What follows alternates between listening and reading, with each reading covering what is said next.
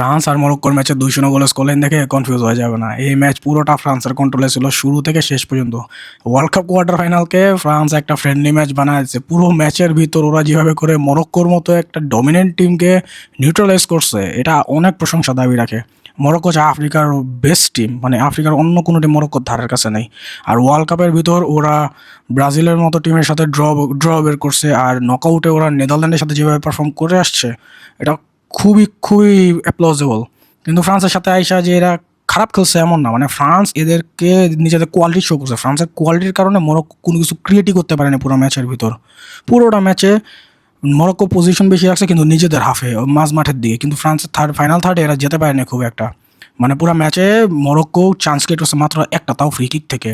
এটা খুবই অ্যাপ্লজেবল ফ্রান্সের জন্য।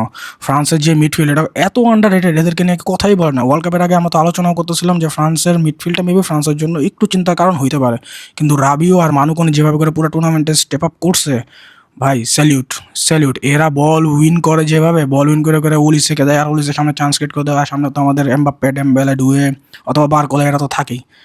তো ফ্রান্সের অর্ধেক টেনশন তো এই দুইজন মিডফিল্ডারই সলভ করে দেয়। আর ওদের যে ডিফেন্স, মানে এমন ওয়াল, এটা সব টিমের জন্য একটা ড্রিম, যে সালিবা আর উপমেকানোর মতো ডিফেন্ডার সেন্টার ব্যাক যেন থাকে এদের।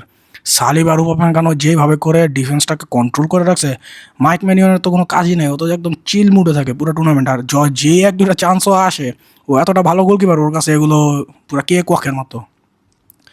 এই ফ্রান্স টিমের থামানোর মতো কোনো টিম ওয়ার্ল্ড কাপে আমি দেখতেছি না।